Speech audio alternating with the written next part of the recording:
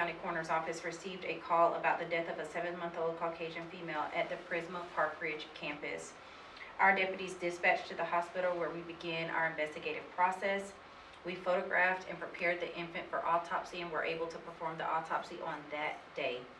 In Richland County, we do full autopsies, which means that we go from head to torso. We look at any bruising, contusions, fractures. We do full skeletal surveys. We also do what's called toxicology, where we assess the bodily fluids of the decedents for any chemicals, drugs, substances that may contribute to the cause of death.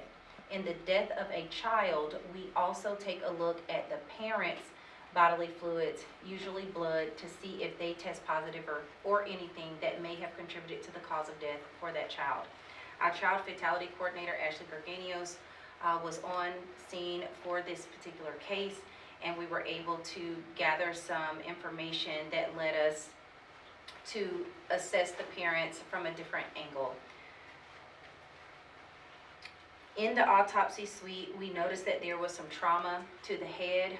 We know, since the Richland County Sheriff's Department charged the parents with this homicide, that trauma to the head was the actual cause of death or the medical reason that the child died. The trauma sustained by 7-month-old Sage Nix was not found to be accidental in nature.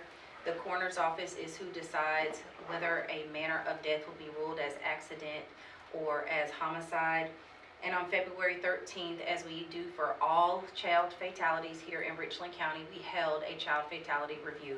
That day we discussed 6 cases, all of which were homicides except for one. Sage Nix was included in that. Whenever we do a child fatality review, all of the parties involved are included. So DSS, the solicitor's office, any law enforcement agency, SLED is also included in that, along with the deputy that does the investigation for our office.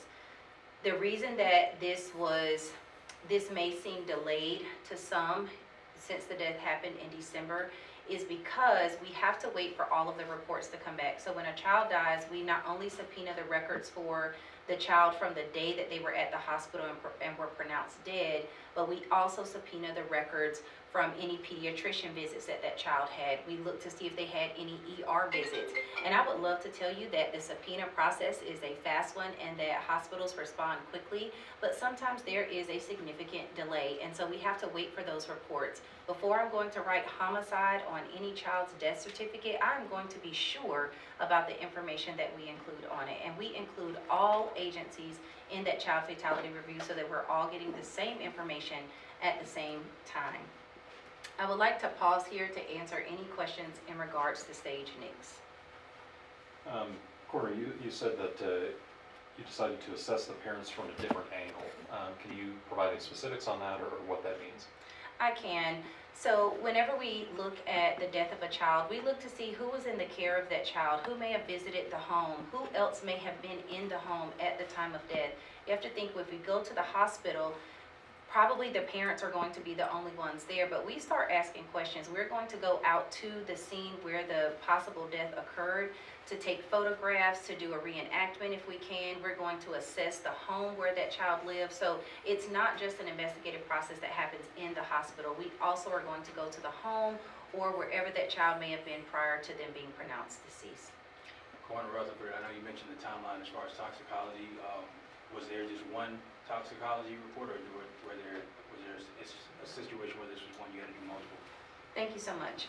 There were 3 toxicology reports that we were waiting for. So remember, we assessed the fluids of the parents and also the child. And whenever we do a toxicology on a child, we may at first just be looking for drugs, chemical substances that may have contributed to that child's cause of death.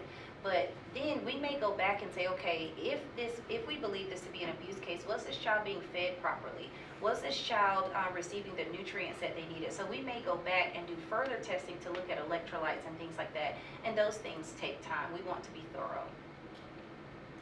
The results of those toxicology reports, are you able to provide any information on that as far as the parents or the child?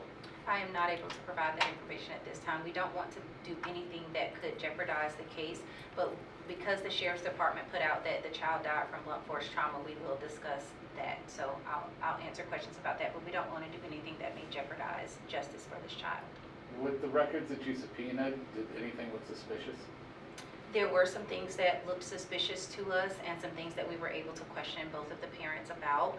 But again, we don't want to do anything that would jeopardize the justice that would happen for this baby. As far as the blunt force trauma, are you able to tell if it was a one-time incident just recently before the death, or are you able to tell if there had been multiple traumas over a longer period of time?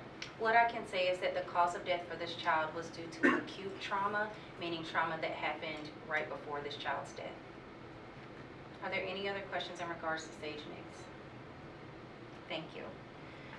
Next, I'll move on to the death of Terrance Wheeler. This individual was found on I-77 at the near exit 12 at the Forest Drive exit. And there was some question about the identity of this individual. Now, again, I would like to address some things that I've seen in the media, online, because we want to make sure that the narrative is correct and accurate.